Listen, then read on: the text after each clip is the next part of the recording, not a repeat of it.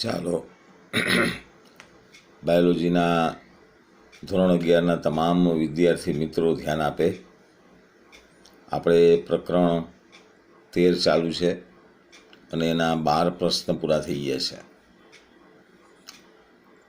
આજે આપણે 13મો અને બહુ મહત્ત્વનો પ્રશ્ન એ શરૂ કરવા જઈ રહ્યા છીએ. મેં તમને ગયા વિડીયો લેક્ચરમાં પણ કીધું કેલ્વિન ચક્ર. અને કેલ્વિન ચક્ર જે છે એ જુદી જુદી રીતે 10 રીતે પૂછાય છે, એની પણ મેં તમને માહિતી આપી. તો 13.7.2 કેલ્વિન ચક્ર જે છે ત્યાં તમે ક્વેશ્ચન 13 લખી નાખજો. કઈ જુદી જુદી રીતે 10 રીતે પૂછાય છે એનો મેં તમને ગ્રુપમાં ફોટો પણ મૂકી દીધેલો છે. કેલ્વિન ચક્રની પ્રક્રિયાઓ ચાર્ટ સાથે સમજાવો. અંધકાર પ્રક્રિયા, પ્રકાશ સંશ્લેષણનો બીજો તબક્કો, અથવા કાર્બન ડાયોક્સાઇડના સ્થાપનની પ્રક્રિયા, અથવા રિબ્યુલોઝ બાયફોસ્ફેટનું કાર્બોક્સિલેશન સમજાવો, અથવા પ્રકાશ સંશ્લેષણમાં સ્ટાર્ચનું નિર્માણ સમજાવો. હજી અથવા ડાર્ક રિએક્શન, કારણ કે અંધકાર પ્રક્રિયા કહેવાય છે, પ્રકાશ સંશ્લેષણનો બીજો તબક્કો છે આ. અને C3 પદ તો કહેવાય જ છે, 3 કાર્બનયુક્ત શર્કરાનું નિર્માણ થાય છે એટલે. અને પ્રકાશ પ્રક્રિયાની જે નિપજ છે એટલે કે એટીપી અને NADPH છે એનો ઉપયોગ કરીને આ અંધકાર પ્રક્રિયા છે શરૂ થાય છે. એટલે આપણે કીધું કે મિત્રો એક જ પ્રશ્ન છે એ 10 રીતે કઈ રીતે પૂછાઈ શકે એની મેં તમને વાત કરી છે. તો CO2ના ગ્રાહકની પણ મેં તમને વાત કરી છે કે કાર્બન ડાયોક્સાઇડ જે વાતાવરણનો છે એ RUBP સાથે સંયોજાય, રિબ્યુલોઝ બાયફોસ્ફેટ. જો એનો પ્રથમ ગ્રાહક RUBP હોય તો એની નિપજ છે PGA બને છે, અને એવી વનસ્પતિને આપણે C3 વનસ્પતિ કહીએ છીએ, જે અત્યારે આપણે શીખવાની છે. અને એવી રીતે જો CO2નો પ્રથમ ગ્રાહક એ ફોસ્ફોઇનોલ પાયરુવેટો એટલે કે PEP હોય, 3 કાર્બનયુક્ત, તો 4 કાર્બનયુક્ત ઓક્ઝાલો એસિડ બનશે. તો એવી વનસ્પતિઓને એકદળી વનસ્પતિઓ C4 પથ તરીકે ઓળખવામાં આવે છે. તો આપણે 2 પથ શીખવાના છે અત્યારે, C3 પથ અને C4 પથ. ચાલો C3 પથની આપણે માહિતી લઈએ. તો આમ તો વૈજ્ઞાનિકો 2-3 આની અંદર વૈજ્ઞાનિકો સાથે મળીને આ કામ કર્યું છે. તમારા બુકની અંદર નથી આપ્યું. અહીંયા 2 વૈજ્ઞાનિકના નામ લખું છું, બેન્સન અને બાસામ. 3 વૈજ્ઞાનિકોએ સાથે મળીને કામ કર્યું છે, કેલ્વિન, બેન્સન અને બાસામ. કેલ્વિનનું આખું નામ છે મેલ્વિન કેલ્વિન, કારણ કે અહીંયા પહેલી જ વાક્યની અંદર એણે કીધું એમના સાથીદારો. એમના સાથીદારો એટલે ખરેખર આ છે. સંપૂર્ણ પરિપથ કેલ્વિન ચક્રનો, કે શર્કરા ક્યાં નિર્માણ થાય છે, કેવી રીતે નિર્માણ થાય છે, બધી પ્રકાશ સંશ્લેષિત વનસ્પતિઓમાં જોવા મળે છે. આપણે કેલ્વિન ચક્રનો પ્રશ્ન અહીંયાથી શરૂ થાય છે કે એને 3 તબક્કાની અંદર વહેંચવામાં આવે છે. પહેલું છે કાર્બોક્સિલેશન, બીજું છે રિડક્શન, અને ત્રીજું છે પુનઃસર્જન અથવા પુનઃનિર્માણ. એમ 3 તબક્કા. હવે 3 તબક્કા સમજવા માટે આપણે અહીંયા વ્યવસ્થિત ચાર્ટ સમજવો પડશે. મેં તમને ગયા વખતે કીધું, બરોબર સમજી લઈએ. જુઓ મિત્રો, અહીંયાથી ચાર્ટની શરૂઆત થઈ છે. પર્યાવરણનો જે કાર્બન ડાયોક્સાઇડ છે, કાર્બન ડાયોક્સાઇડ એ આની સાથે સંયોજાય છે. જુઓ, રિબ્યુલોઝ બાયફોસ્ફેટ, તમારે ટૂંકાણમાં લખી શકો તમે RUBP, રિબ્યુલોઝ બાયફોસ્ફેટ. ખાસ ધ્યાન રાખો, એની અંદર કાર્બનની સંખ્યા કેટલી છે? 5 કાર્બનવાળો છે. પર્યાવરણનો CO2, વાતાવરણનો CO2 5 કાર્બનવાળી રિબ્યુલોઝ બાયફોસ્ફેટ RUBP નામની શર્કરા સાથે સંયોજાય અને 6 કાર્બનવાળું એક સંયોજન બનાવે છે. આ માત્ર વર્ણનમાં આપ્યું છે સંયોજન, ચાર્ટમાં સંયોજન નથી બતાવ્યું.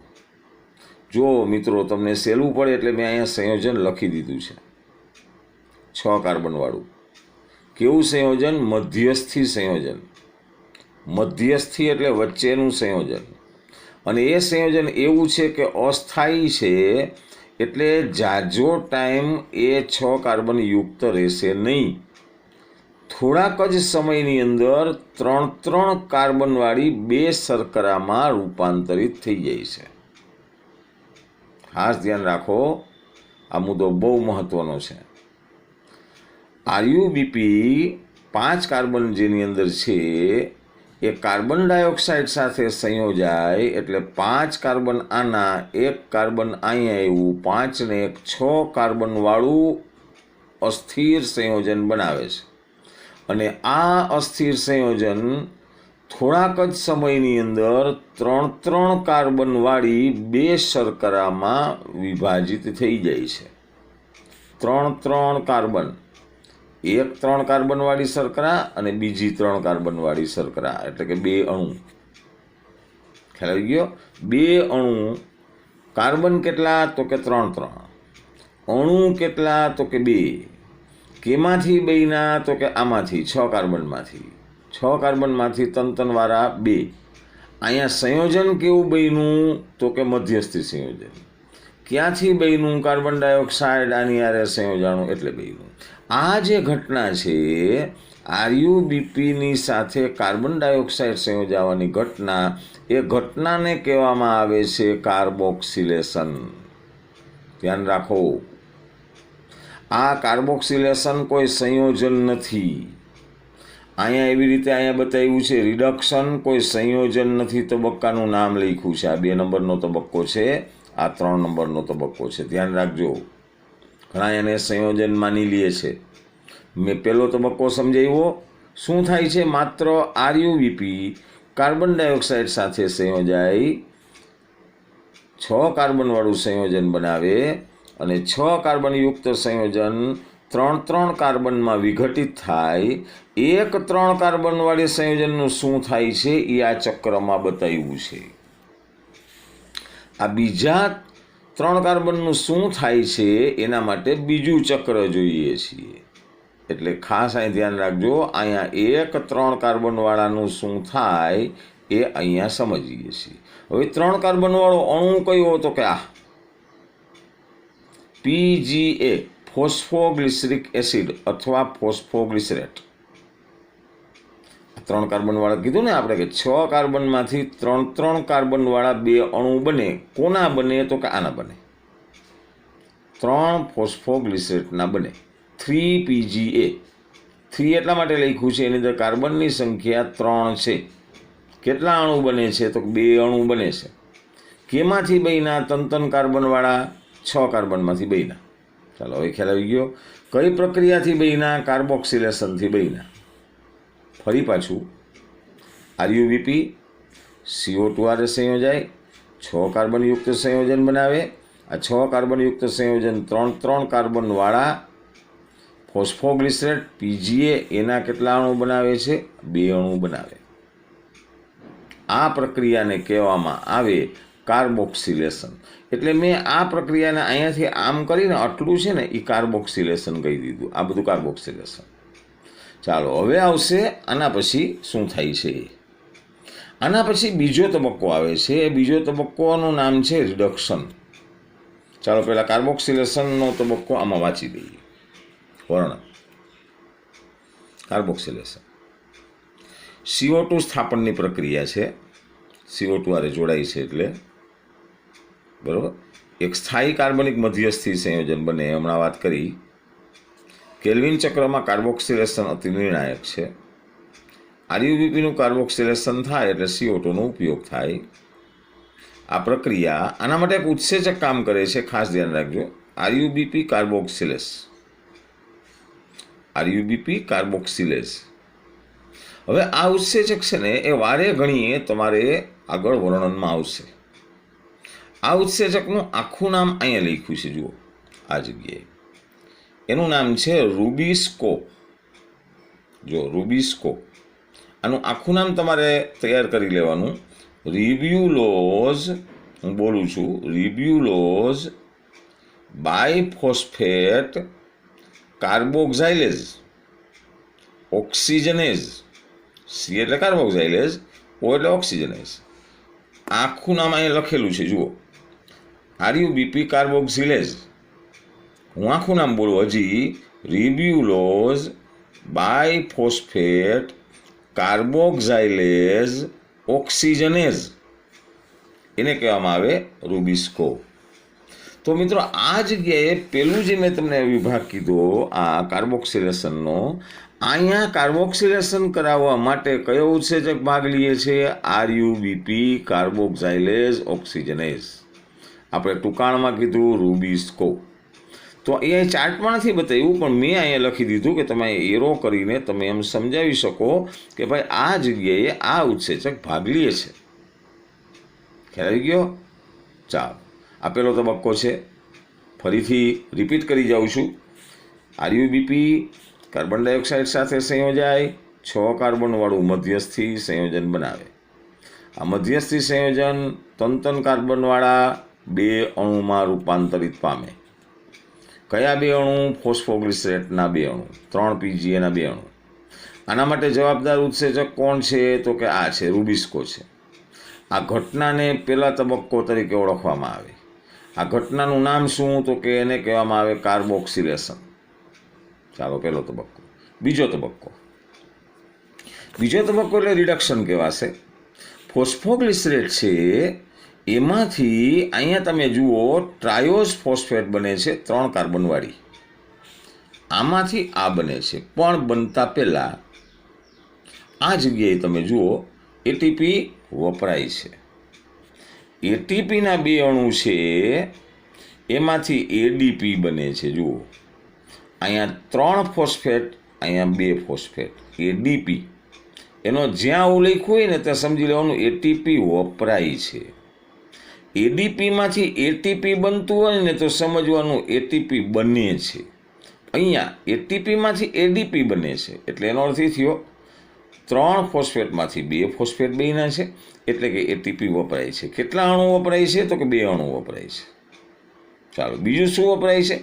NADPH છે, એમાંથી અહીંયા જુઓ NADP બને છે. NADPHમાં H નીકળી ગયો, અહીંયા શું બને છે? NADP બને છે. એનો અર્થ એ થયો NADP જે છે એ પણ વપરાય છે. કેટલા અણુ વપરાય છે? તો કે એના પણ 2 અણુ વપરાય છે. 2 અણુ એટીપીના વપરાય, 2 અણુ NADPના વપરાય, અને ફોસ્ફોગ્લિસરેટમાંથી શું બને? ટ્રાયોસ ફોસ્ફેટ, જેની અંદર કાર્બનની સંખ્યા 3 છે. તો આને કહેવામાં આવે છે બીજો તબક્કો, એને કહેવાય રિડક્શન. ચાલો, રિડક્શન અહીંયા જોઈએ. આ ગ્લુકોઝનું નિર્માણ કરતી પ્રક્રિયાઓની એક શૃંખલા છે. આ તબક્કામાં પ્રત્યેક CO2 સ્થાપન કરવા માટે એટીપીના 2 અણુ જોઈશે. એટીપીના 2 અણુ ફોસ્ફોરાયલેશન માટે, અને NADPHના 2 અણુ રિડક્શન માટે વપરાય છે. એટલે 2 પ્રક્રિયા થાય છે, ફોસ્ફોરેશન અને રિડક્શન. પણ આપણે રિડક્શન મહત્વની પ્રક્રિયા છે. ખ્યાલ આવી ગયો? હવે આ વાક્ય બહુ મહત્વનું છે. આ પરિપથમાં ગ્લુકોઝનો 1 અણુ બનવા માટે CO2ના કેટલા અણુ જોઈએ ભાઈ? 6 અણુ. સમજો, ગ્લુકોઝનો 1 અણુ બનવા માટે CO2ના 6 અણુ કાં જોઈએ? તો કે ગ્લુકોઝ એટલે C6H12O6. આની અંદર ગ્લુકોઝમાં કાર્બન કેટલા છે? 6 છે. એટલે ગ્લુકોઝ માટે કેટલી વખત ગ્લુકોઝનું નિર્માણ કરવા માટે આ ચકેડું ફરવું જોઈએ? 6 વખત ફરવું જોઈએ. કારણ કે 1 કાર્બન ડાયોક્સાઇડ માટે 1 ચક્ર છે, તો 6 કાર્બન ડાયોક્સાઇડ ગ્લુકોઝ માટે 6 વખત ચક્ર ફરવું જોઈએ. ખાસ ધ્યાન રાખજો, આ વાક્ય બહુ મહત્વનું છે. જો પાછું, ગ્લુકોઝનો 1 અણુ બનવા માટે CO2ના 6 અણુનું સ્થાપન કરવું પડે, અને ચક્રનું 6 વખત ફરવું જરૂરી છે. શું કરવાને ભાઈ? તો કે ગ્લુકોઝની અંદર કાર્બનની સંખ્યા 6 છે. આ ચકેડું એક કાર્બન માટે વાપરવામાં આવ્યું છે, એક કાર્બન માટે કીધું છે. આવા કેટલા કાર્બન હોય ગ્લુકોઝમાં? તો કે 6. તો કેટલા ચકેડા જોઈએ? તો કે 6 ચકેડા જોઈએ. ચાલો, ખ્યાલ આવી ગયો. હવે અહીંયા ત્રીજો મુદ્દો, આ જે ટ્રાયોસ ફોસ્ફેટ છે એમાંથી પાછું આ બને છે, આરયુબીપી બને છે. શું કરવાનું? કારણ કે આરયુબીપી પાછું જોશે આપણે. શું કામ જોશે? વળી પાછો CO2 આવશે, વળી પાછું આની હારે સંયોજાય છે. ચકેડું ચાલુ તો રાખવું જ પડશે વનસ્પતિમાં, તો જ સ્ટાર્ચ બને, નહીંતર નહીં બને. એટલે આનું પુનઃનિર્માણ કરવું જરૂરી છે. જો અહીં લખ્યું પુનઃસર્જન, એટલે ટ્રાયોસ ફોસ્ફેટનું પુનઃસર્જન થઈને આ બનવા માટે અહીંયા બહુ મહત્ત્વની વાત કીધી છે. વળી પાછું તમે જુઓ, એટીપીમાંથી એડીપી બને છે, એટલે કે એટીપી વપરાય છે. અહીંયા પણ એટીપી વપરાય છે, અહીંયા પણ એટીપી વપરાય છે, અહીંયા 2 એટીપી વપરાય છે, અહીંયા 1 એટીપી વપરાય છે, અહીંયા 2 ને 1 3 એટીપી કુલ આની અંદર વાપરવામાં આવે છે. 3 એટીપી એક કાર્બન માટે, ધ્યાન રાખજો, એક કાર્બન માટે 3 એટીપી વપરાણા, 2 અહીંયા 1 અહીંયા. તો 6 કાર્બન માટે 6 તેરીને 18 એટીપી વપરાશે. હમણાં એનો દાખલો તમને ગણી દઉં છું. અને અહીંયા તમે જુઓ 2 NADP વપરાય છે. એક ચક્ર માટે, એક CO2 માટે 2 NADP વપરાય છે. તો ગ્લુકોઝ એની અંદર 6 કાર્બન છે, તો કેટલા NADP વપરાય? તો 6 દુને 12 NADP વપરાય. 12 NADP વપરાય છે, 18 એટીપી વપરાય છે. ચાલો, અહીંયા પુનઃસર્જન, ત્રીજો તબક્કો. આ ચક્રને અવરોધ કે ખલેલ ચાલુ રાખવા માટે CO2નું આરયુબીપીનું પુનઃસર્જન થવું જરૂરી છે. આના માટે ફોસ્ફોરાયલેશન માટે અહીંયા જુઓ એટીપીની આવશ્યકતા હોય છે, એટલે કે એટીપી વપરાય છે. પાછળ બહુ મહત્ત્વની ઘટનાની વાત કરી છે. એટલા માટે કેલ્વિન ચક્રમાં CO2ના પ્રત્યેક અણુનો પ્રવેશ કરવા માટે, પ્રત્યેક અણુ, એક CO2 માટે કેટલા એટીપી વપરાય છે? 3 અણુ. એટીપીના 3 અણુ. ખાસ જોજો, એક CO2 માટે 3 એટીપી વપરાય. અને NADPH કેટલા વપરાય? 2. એટીપી 3, NADP 2 વપરાય. કેના માટે? એક CO2 માટે. ગ્લુકોઝમાં કેટલા CO2 છે? તો કે 6 CO2 છે. તો આ ગ્લુકોઝનું નિર્માણ કરવા માટે કેટલી વખત ચકેડું ફરવું જોઈએ? 6 વખત ચકેડું ફરવું જોઈએ. 6 વખત ચકેડું ફરે એટલે અહીંયા મેં ગણતરી કરી દીધી. એક કાર્બન માટે 3 એટીપી વપરાય. તો ગ્લુકોઝમાં કેટલા કાર્બન છે ભાઈ? તો કે 6 કાર્બન છે. બહુ મહત્વની વાત લખી દીધી છે અહીંયા. ગ્લુકોઝમાં 6 કાર્બન માટે કેટલા એટીપી વપરાય? 6 તેરીને 18 એટીપી વપરાય. અહીંયા જુઓ લખ્યું છે 18 એટીપી વપરાય. એટલે કે 18 એટીપીમાંથી એડીપી બને છે. એટલે આ વપરાણું કેના માટે? એક ગ્લુકોઝ માટે. કાર્બન કેટલા છે? 6. ચાલો, NADP, વળી પાછું વર્ણન જુઓ. ગ્લુકોઝના એક અણુની રચના માટે કેટલા NADP વપરાય છે? અહીંયા જુઓ, NADP 2 વપરાય છે, 2 અણુ વપરાય છે. ગ્લુકોઝમાં 6 વખત. વળી અહીંયા જુઓ, એક કાર્બન માટે 2 NADPH વપરાય. તો ગ્લુકોઝમાં કેટલા કાર્બન હોય? તો કે 6 કાર્બન હોય. તો કેટલા એટીપી વપરાય? કેટલા NADP વપરાય? તો કે 12 NADP વપરાય. ખ્યાલ આવી ગયો? તો આ 18 અને આ 12, આ 18 અને આ 12 કેવી રીતે આવ્યા છે એ મેં તમને આ કોષ્ટક સમજાવ્યું છે, ધ્યાન રાખો. તો આના ઉપરથી ગણતરી બહુ પૂછાય છે, એટલે હવે તમને ગણતરી પણ આવડશે. અને કેલ્વિન ચક્ર છે એ બહુ મહત્ત્વની પ્રક્રિયા છે, એ તમારે વ્યવસ્થિત રીતે સમજવાની છે. અને એના માટે એટીપીની ગણતરી જે છે એના માટે મેં તમને કીધું કે જુદી જુદી રીતે કઈ રીતે પૂછાય, એ બધા 10 રીતે જે પૂછાય છે એ આ પ્રશ્ન તમારે સમજવાનો છે. તો કેલ્વિન ચક્ર કેલ્વિન, બેન્સન અને બાસામ નામના જે વૈજ્ઞાનિકોએ શોધ્યું છે, બરાબર. અને એની અંદર જે રિબ્યુલોઝ બાયફોસ્ફેટ જે વાતાવરણનો કાર્બન ડાયોક્સાઇડનો પ્રથમ ગ્રાહક છે ને, એમાંથી આપણે જોયું કે પીજીએના 2 અણુ બને છે. આ 5 ને 6 કાર્બન, એમાંથી પીજીએના 2 અણુ કેવી રીતે બને છે અને પ્રથમ નિપજ કેવી રીતે છે C3 પથની અંદર, એ મેં તમને સમજાવી. તો કેલ્વિન ચક્ર બહુ જ મહત્ત્વનો પ્રશ્ન છે. તો આવતા વિડીયો લેક્ચરની અંદર ક્વેશ્ચન નંબર 14 એની સાથે આપણે ફરી મળવાના છીએ.